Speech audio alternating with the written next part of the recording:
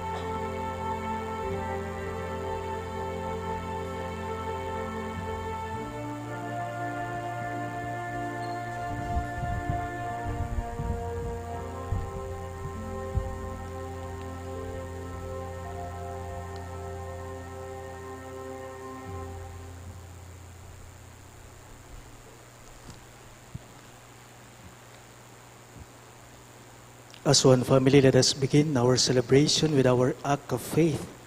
In the name of the Father, and of the Son, and of the Holy Spirit. Amen. The grace of our Lord Jesus Christ, and the love of God, and the communion of the Holy Spirit be with you all. And with your spirit. My dear friends, let us acknowledge our sins and so prepare ourselves to celebrate these sacred mysteries.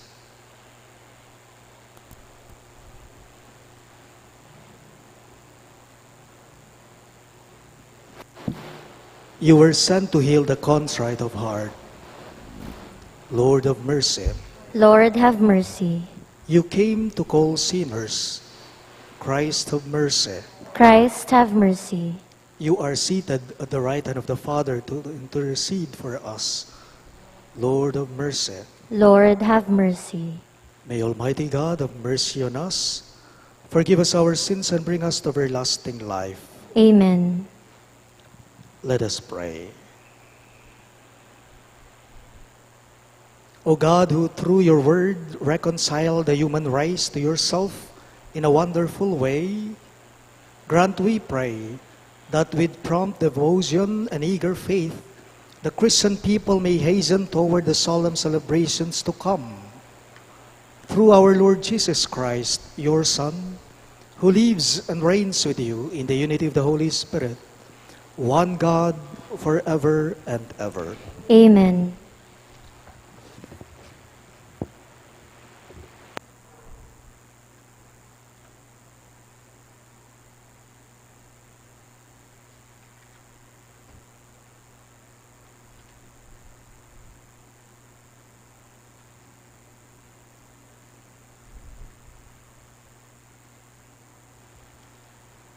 A reading from the second book of Chronicles. In those days, all the princes of Judah, the priests and the people, added infidelity to infidelity, practicing all the abominations of the nations, and polluting the Lord's temple, which he had consecrated in Jerusalem. Early and often did the Lord, the God of their fathers, send his messengers to them, for he had compassion on his people and his dwelling place. But they mocked the messengers of God, despised his warnings, and scoffed at his prophets, until the anger of the Lord against his people was so inflamed that there was no remedy. Their enemies burnt the house of God, tore down the walls of Jerusalem, set all its palaces afire, and destroyed all its precious objects. Those who escaped the sword were carried captive to Babylon, where they became servants of the king of the Chaldeans and his sons, until the kingdom of Persians came to power. All this was to fulfill the word of the Lord spoken by Jeremiah. Until the land has retrieved its lost Sabbaths, during all the time it lies waste, it shall have rest while 70 years are fulfilled. In the first year of Cyrus, king of Persia, in order to fulfill the word of the Lord spoken by Jeremiah, the Lord inspired King Cyrus of Persia to issue this proclamation throughout his kingdom, both by word of mouth and in writing. Thus says Cyrus, king of Persia, all the kingdoms of the earth, the Lord, the God of heaven, has given to me, and he has also charged me to build him a house in Jerusalem, which is in Judah. Whoever therefore among you belongs to any part of his people, let him go up, and may his God be with him. The word of the Lord. For our responsorial psalm, let our response be, "Let my tongue be silenced if I ever forget you." Let my tongue be silenced if I ever forget you. By the streams of Babylon we sat and wept. We remembered Zion. On the aspens of that log we hung up our harps. Let my tongue be silenced if I ever forget you. For there our captors asked us the lyrics of our songs, and our despoilers urged us to be joyous. Sing for us the songs of Zion. Let my tongue be silenced if I ever forget you. How could we sing a song of the Lord in a foreign land? If I forget you, Jerusalem, may my right hand be forgotten. Let my tongue be silenced if I ever forget you. May my tongue cleave to my palate if I remember you not, if I place not Jerusalem ahead of my joy. Let my tongue be silenced if I ever forget you.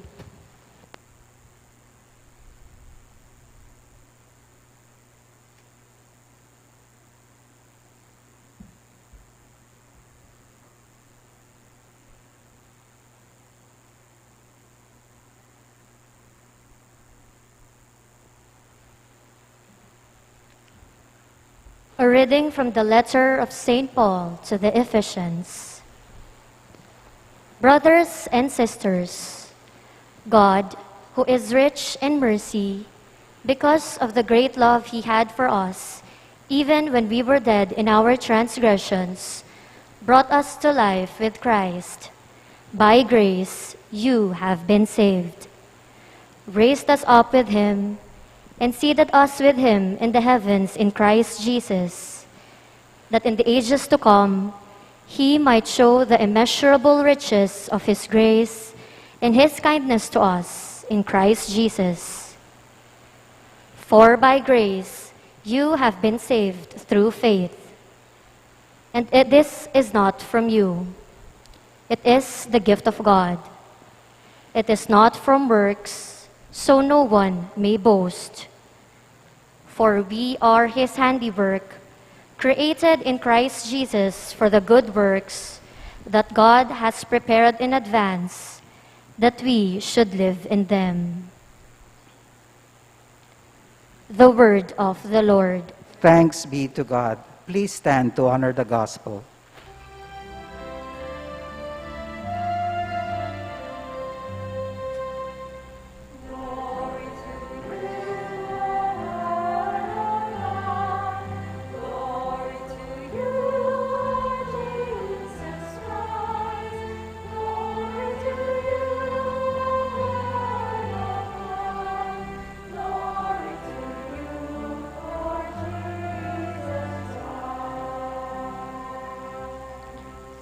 Altogether, God so loved the world that He gave His only Son, so everyone who believes in Him might have eternal life.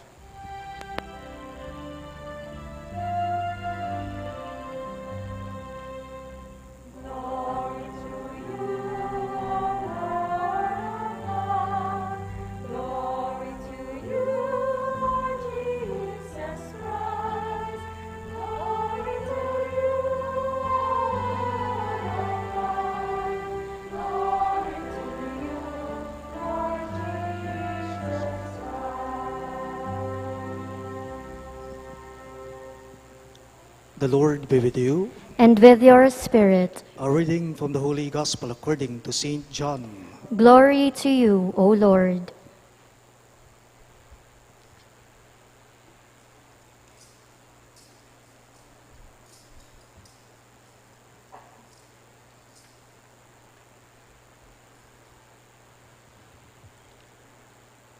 Jesus said to Nicodemus, "Just as Moses lifted up the serpent in the desert, so must the Son of Man be lifted up, so that everyone who believes in Him may have eternal life."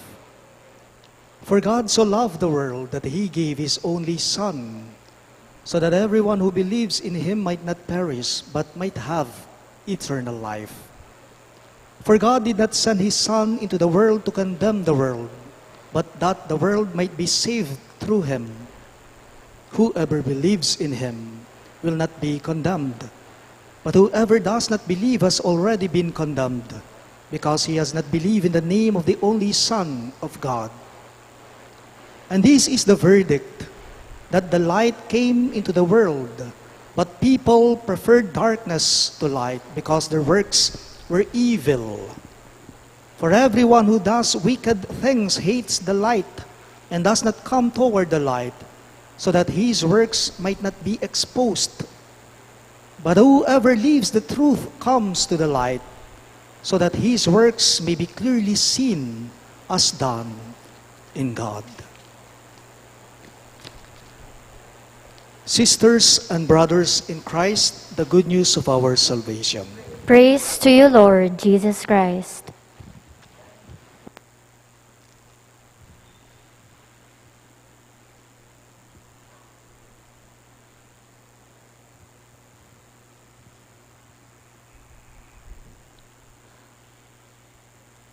Kung bibigyan ko po ng pamagat ang ating ebanghelyo ngayong linggong ito po ay pangangalanan ko sa pamagat na ang ahas.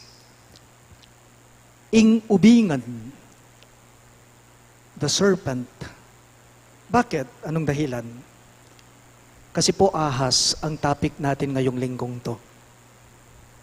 Marahil kung tatanungin mo siguro ang maraming tao kung takot ba sila sa ahas, marahil sa 10 tatanungin mo, 9 dito, siguradong ang magiging tugon nila o sagot sa iyo ay, siyempre takot sila. Marami po sa atin, ayaw na ayaw nating nakakakita sila ng ahas. Marami din sa atin na ayaw nilang hawakan man ang ahas. Sino nga ba namang hindi takot sa atin sa mga ito? Hindi po ba? Naniniwala ako, kahit pa man din ikaw na hindi takot sa mga ahas, kung sa mga hindi inaasahang pagkakataon, halimbawa, biglang nakakita ka, siguradong matatakot ka. Mabibigla ka, lalong-lalo na kapag ka ito ay nanunuklaw pa. Sa isip ko, kung hindi ka na lamang siguro kakambal ng mga ahas, marahil ay hindi mo naman ito lalapitan ni hahawakan man. In our gospel for this Sunday, Jesus said to Nicodemus, "Just as Moses lifted up the serpent in the desert, so must the Son of Man be lifted up," he said. Nung makanano ni kanong tinas Moises, sumubingan at ang suking disyerto, makanya mo naman po kanong sukat itas inganak na ning tao. By the way, in our gospel, Nicodemus was a scholar. He was a Pharisee. He was a Pharisee. Alam po ninyo, si Nicodemo, iniidolo niya si Jesucristo, kaso pa sikreto. Kaya nga't gustong-gusto ni Nicodemo, kahit na pariseo siya, na nakikinig siya kay Jesus. Buri na yung daramdaman, potang manaral niya, Ginoo. Sa ating ebanghelyo ngayong linggong ito, nag-uusap daw silang dalawa, si Jesus at si Nicodemus. At anong pinag-uusapan nila?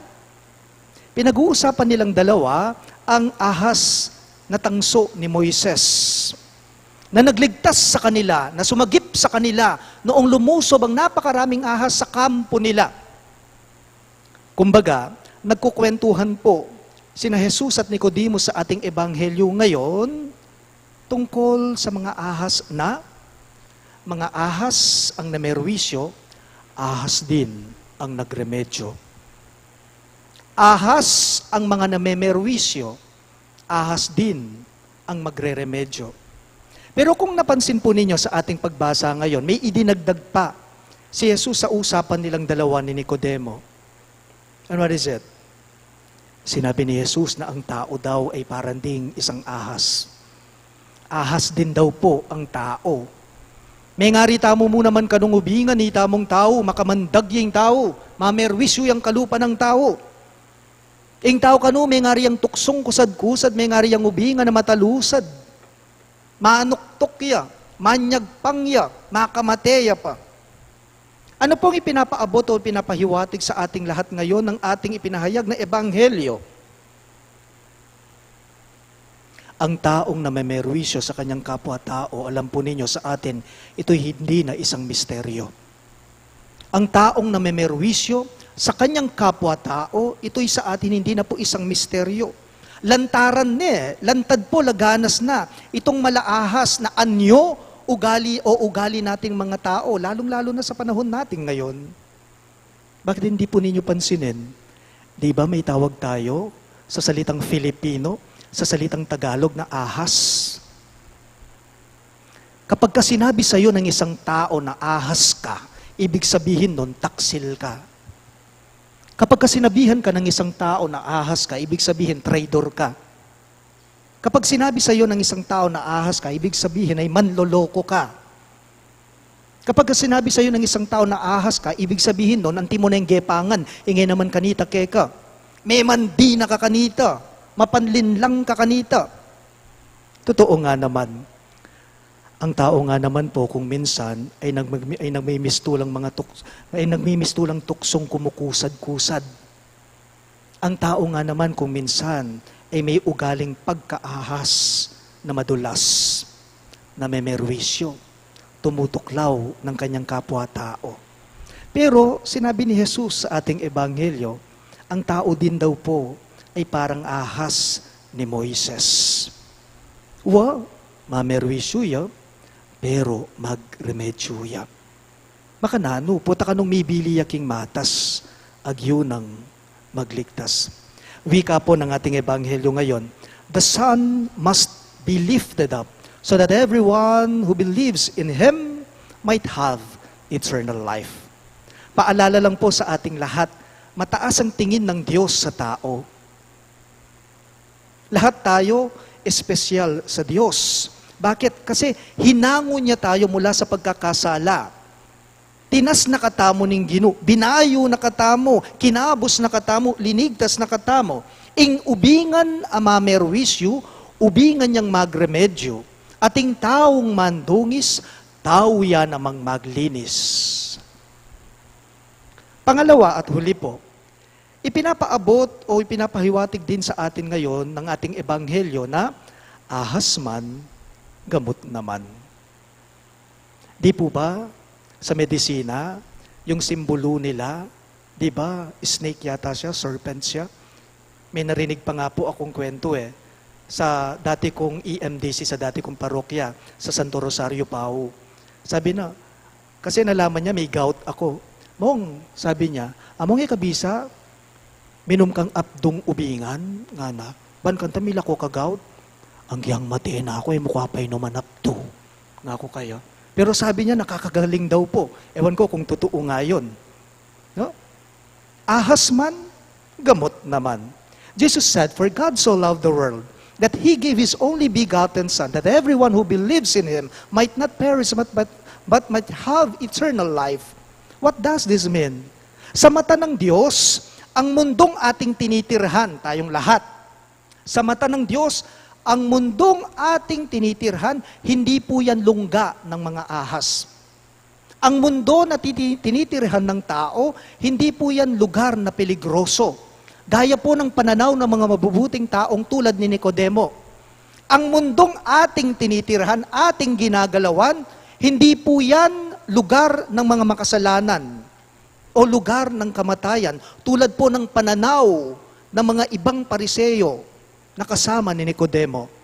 Mata siya lawe kay katamoy nga pong Ginoo, mataas ang tingin ng Diyos sa ating mga tao. Ito po'y makikita natin at nailalarawan ito sa ating ikalawang pagbasa ngayon. Jesus said, "For God did not send His Son into the world to condemn the world, but that the world might be saved through Him." Nung makanyan pala, ing tao agyo ng magligtas. Ne po? Ing tao agyo ng mangabos. Ing tao agyo ng magremedyo. Uling iti petutwana ne mismo ning Ginoo. Paalala lang po, alam po ninyo, tayong lahat, tayong mga tao, hindi lamang po tayong mga lahing nagtutuklawan at nagkakagatan. Hindi lamang po paninira at gawaing masama ang kaya natin. Naniniwala ako, kahit po ang gawaing kabanalan at kabutihan ay kaya din natin. Whoever believes in Him might not perish, but might have eternal life. Hamon lang po sa ating lahat ngayon. Ikaw kaya, ako kaya, tayo kaya, saan tayo sa dalawa? Namemerwisyo o nagre-remedyo? Tao-tabang mabibiye king madalumdom o tao-tamong mabibiye king masala? Panahon po ng Kwaresma, panahon po ngayon ng pagpili sa dalawa. Nuka rin ka magbili, mamerwisyo ka o magremedyo ka. Ubingan kang mababa o tao kang matas. May biyebye ka king masala o king dalumdum ka maglungga. Sana po yung pipiliin natin, yung alam natin makakapagpabanal at makakabuti sa ating lahat. At ito'y walang iba kundi ang magremedyo. Magremedyo ka. Sabi po ng ating ebanghelyo, nga nang may ngamano ng ginuking kapupusan ng ebanghelyo, whoever lives the truth comes to the light. Whoever lives in the truth comes to the light, so that his works may be clearly seen as done in God. Please all rise. We now profess our faith. I believe in God, the Father Almighty, creator of heaven and earth, and in Jesus Christ, His only Son, our Lord, who was conceived by the Holy Spirit, born of the Virgin Mary, suffered under Pontius Pilate, was crucified, died, and was buried. He descended into hell. On the third day He rose again from the dead. He ascended into heaven and is seated at the right hand of God, the Father Almighty. From there He will come to judge the living and the dead. I believe in the Holy Spirit, the Holy Catholic Church, the communion of saints, the forgiveness of sins, the resurrection of the body, and life everlasting. Amen. the cross of Jesus reminds us not only of our sinfulness, but also of God's infinite love and mercy. With full confidence, we acknowledge our weakness as we pray, Merciful Lord, listen to your people. All of us, please. Merciful Lord, listen to your people. May the Church remain a living sign of God's love and mercy in times of darkness and despair. We pray. Merciful Lord, listen to your people. May our government and civil leaders strive to live by God's truth and walk in God's light, forsaking the culture of death and corruption. We pray. Merciful Lord, listen to your people. May we become more aware that sin not only offends God, but also wounds us in our community. May we have frequent recourse through the sacrament of penance that reconciles us to God and to one another. We pray. Merciful Lord, listen to your people. May the Lord wash away our hatred, banish violence and terrorism from our midst, and restore tranquility and justice. We pray. Merciful Lord, listen to your people. May the sick, the elderly, and the suffering realize from our care and attention that they are loved by God. We pray. Merciful Lord, listen to your people. Let us pray for the urgent concerns of our community and our personal intentions. We also include in our prayers the following intentions. For the thanksgiving of Sardas and Luz Medina and family, Andy Tayag and family, Ismael Ocampo and family, June and Shirley Salangsang and family, Lorna Mercado, Amor and Violi Espiritu and family, Nila Guerrero and family, Loreto Bagsik and family, Armando Polintan and family, Erwin Elsa, Romel Di Maano, Christian Family Movement, Josie Angeles and family, Librada Agustin and family, Cleo Solijon and Nino Ocampo. For the birthday thanksgiving of the Most Reverend Florentino Lavarias, Eduardo Martin, Patricia Sablan, Narciso Manansala, and Lilibet Medina.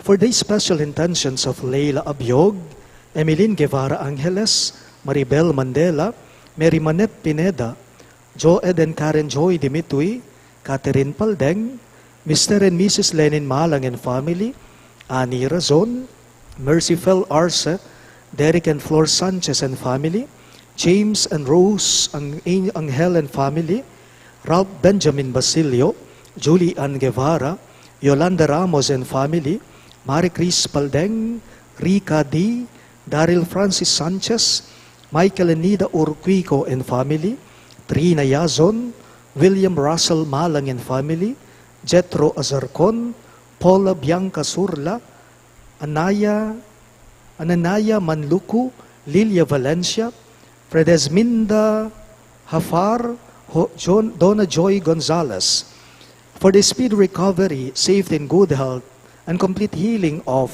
Reverend Father Jez Layog Jr., Ana Benitez, Jesus Navarro, Antonia Guevara, Maria Nicolay Rose Santos, Cherry Cacnio, Gloria Arevalo, Nilo Udan, Emilio Guevara, Corazon Gloriani, Lynette Miranda, Cecilia Kiambao, J. De Asis, Romnick Nidar, Eric David, Nancy Hidalgo Ocampo, Josie Angeles, Doctora April Helen Gozon, Lani Ocampo, Javin De Vera, Alexander Pamintuan, and all our sick relatives and friends.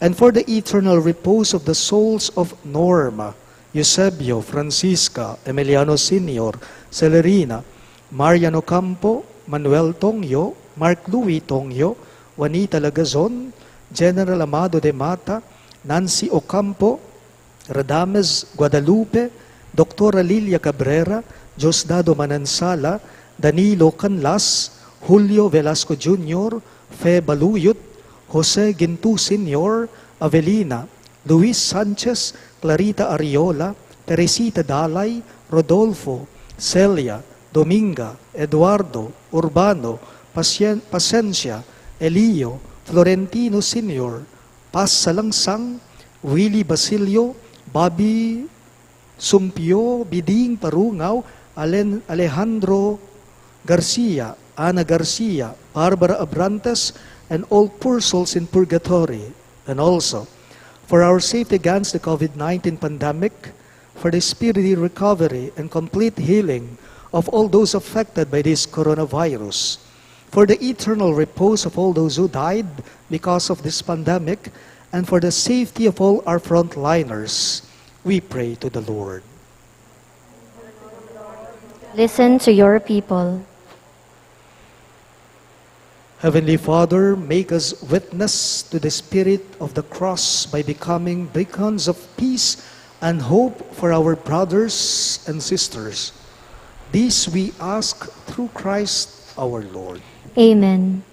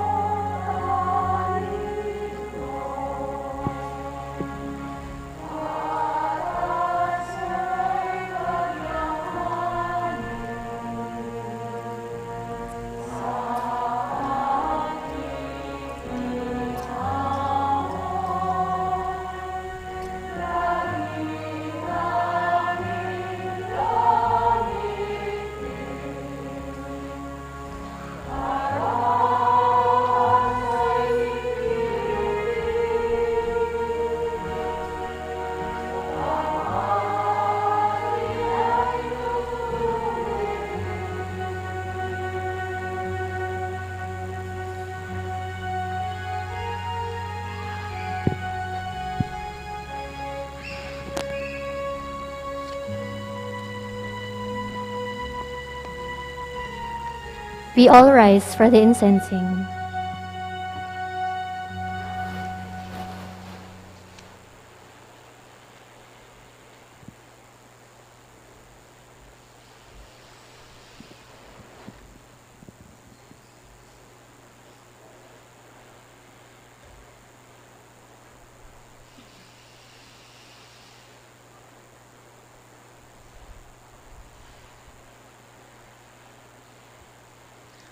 Pray, my dear friends, that my and your sacrifice may be acceptable to God, the Almighty Father. May the Lord accept the sacrifice at your hands for the praise and glory of his name, for our good and the good of all his holy church. We place before you with joy these offerings which bring eternal remedy, O Lord, praying that we may both faithfully revere them and present them to you as is fitting for the salvation of all the world.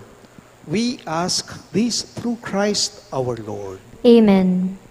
The Lord be with you. And with your spirit, Lift up your hearts. we lift them up to the Lord. Let us give thanks to the Lord our God. It is right and just. It is truly right and just, our duty and our salvation, always and everywhere to give you thanks, Lord, Holy Father, Almighty and eternal God, through Christ our Lord.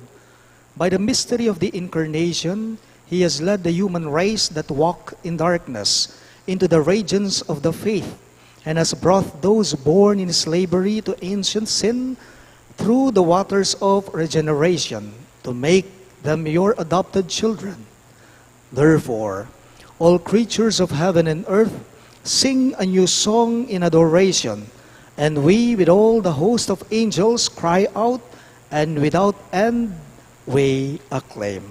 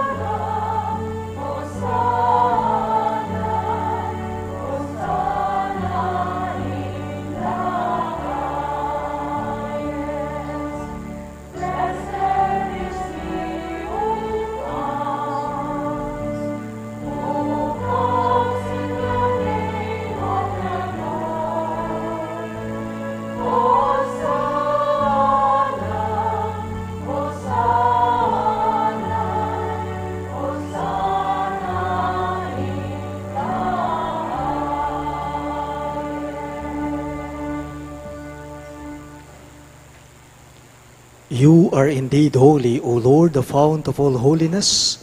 Make holy, therefore, these gifts, we pray, by sending down your Spirit upon them like the dewfall, so that they may become for us the body and blood of our Lord Jesus Christ.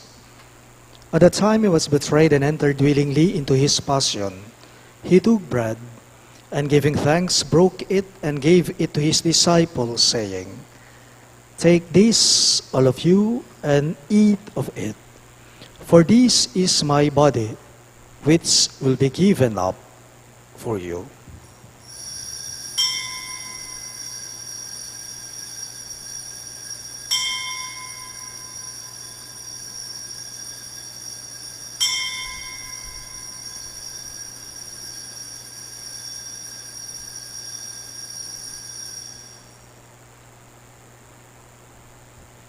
In a similar way, when supper was ended, he took the chalice, and once more giving thanks, he gave it to his disciples, saying, "Take this, all of you, and drink from it.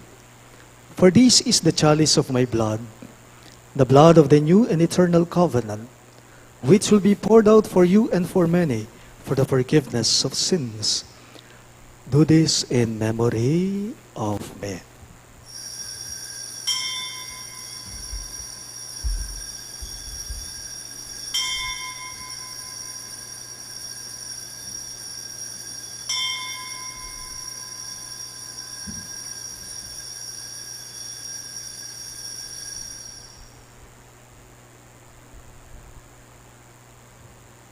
The mystery of faith.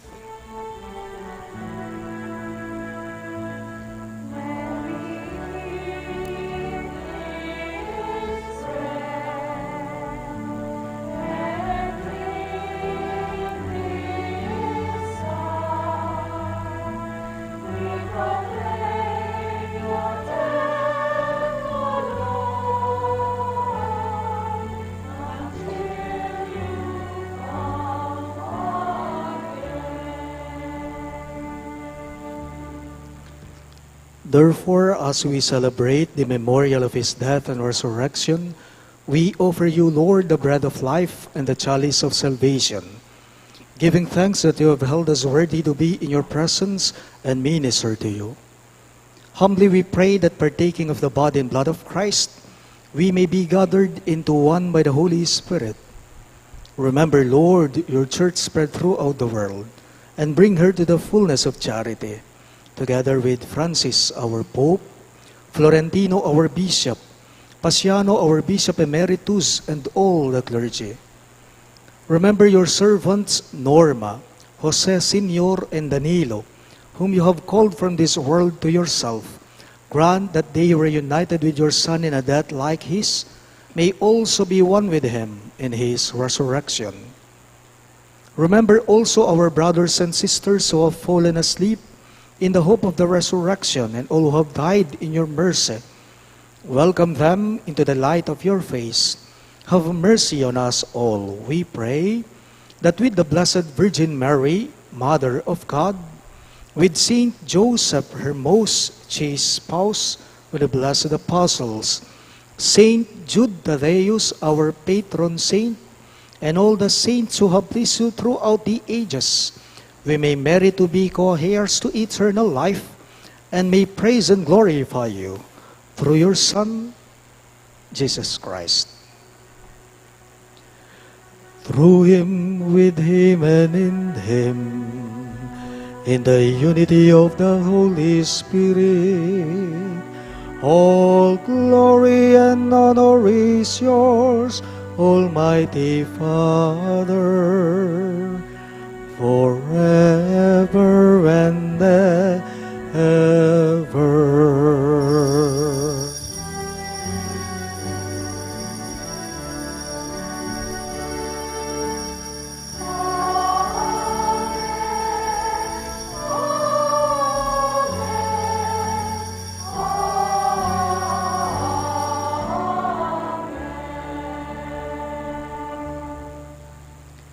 Jesus taught us to call God our Father, so we have the courage to say,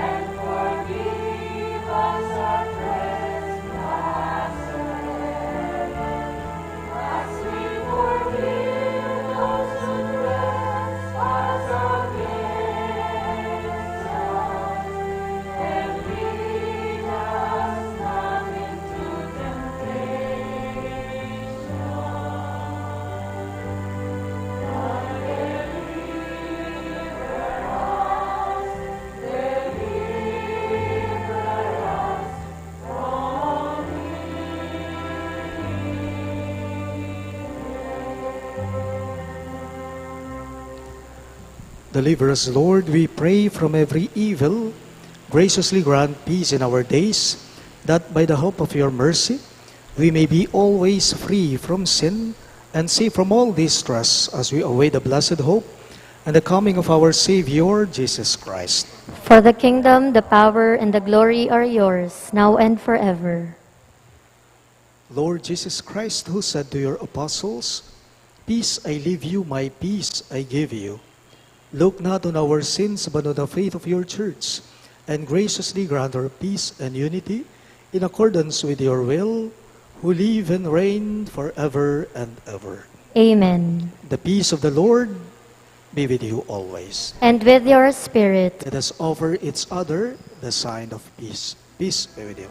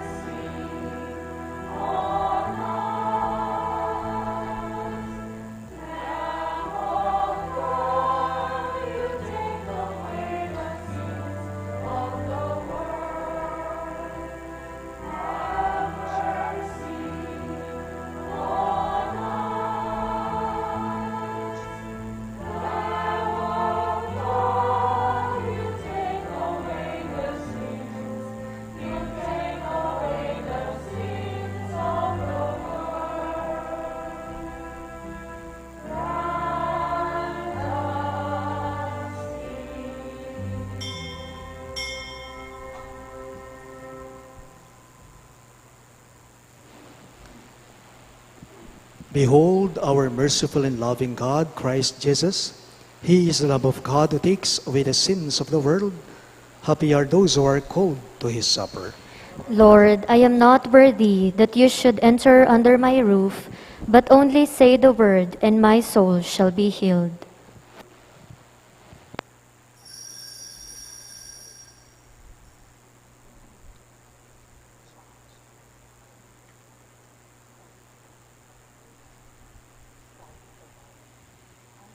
The body of Christ.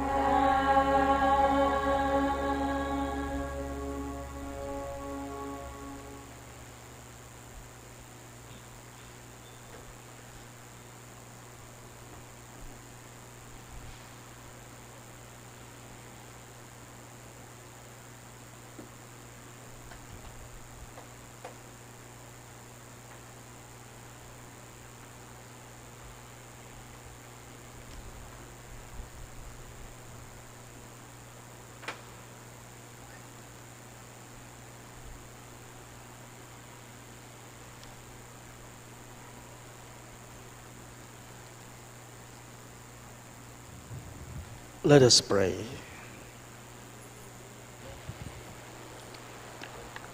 O God, who enlighten everyone who comes into this world, illuminate our hearts, we pray, with the splendor of your grace, that we may always ponder what is worthy and pleasing to your majesty and love you in all sincerity.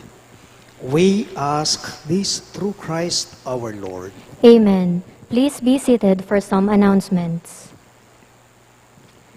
March 19 marks a very significant date in our liturgical calendar as we commemorate the solemnity of Saint Joseph, spouse of the Blessed Virgin Mary, and a model of love, faithfulness, humility, obedience, among others.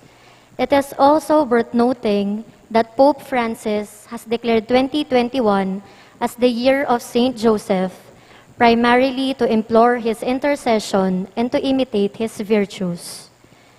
In observance of his feast, the parish shall have a Triduum in his honor on March 16, 17, and 18, Tuesday, Wednesday, and Thursday of this coming week. On Friday, March 19, his feast culminates with the celebration of the Eucharist at 6:30 in the evening. However, as March 19 falls on a Friday of Lent, we shall first have the Stations of the Cross at the church patio to be led by our parishioners of clusters Phase 2A and Phase 2B. The schedule is as follows: 4:45 p.m. Holy Rosary, 5 o'clock p.m. Stations of the Cross, 6:30 p.m. Holy Mass in honor of Saint Joseph.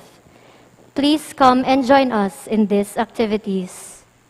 Another announcement, pagkatapos po ng ating 9:30 a.m. Mass, tayo po ay pinapayuhan na lumabas or mag-exit sa Gate 2 ng ating village dahil ginagawa po ng mga director ng ating village yung mga ilaw at signboard sa ating main entrance.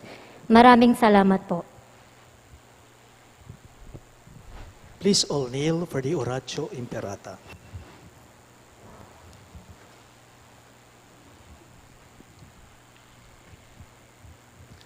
Let us pray.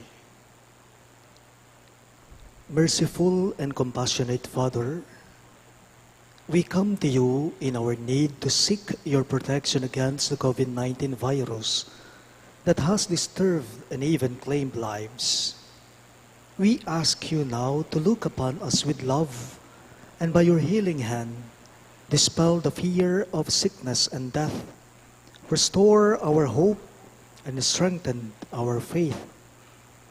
We pray that you guide the people tasked to find cures for this disease and to stem its transmission. We thank you for the vaccines developed, made possible by your guiding hands. Bless our efforts to use these vaccines to end the pandemic in our country. We pray for our health workers that they may minister to the sick with competence and compassion. Grant them health in mind and body, strength in their commitment, protection from the disease. We pray for those afflicted. May they be restored to health. Protect those who care for them. Grant eternal rest to those who have died. Give us the grace in these trying times to work for the good of all and to help those in need. May our concern and compassion for each other see us through these crises and lead us to conversion and holiness. Grant all this through our Lord Jesus Christ, your Son, who lives and reigns with you in the unity of the Holy Spirit, God forever and ever. Amen. We fly to your protection, O Holy Mother of God. Do not despise our petition in our necessities, but deliver us always from all dangers, O glorious and blessed Virgin. Amen. Virgen de los Remedios, health of the sick, Pray for us. Saint Raphael the Archangel, Pray for us. Saint Joseph, Pray for us. Saint Jude Thaddeus, Pray for us. Saint Roch, Pray for us. Saint Lorenzo Ruiz, Pray for us. Saint Pedro Calungsod, Pray for us. Santo Cristo del Perdon. have mercy on us.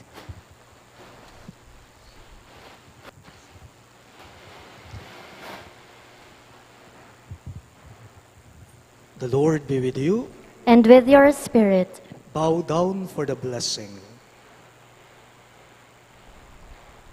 May God, the Father of mercies, who has given you an example of love in the passion of His only begotten Son, grant that by serving God and your neighbor, you may lay hold of the wondrous gift of His blessing, Amen.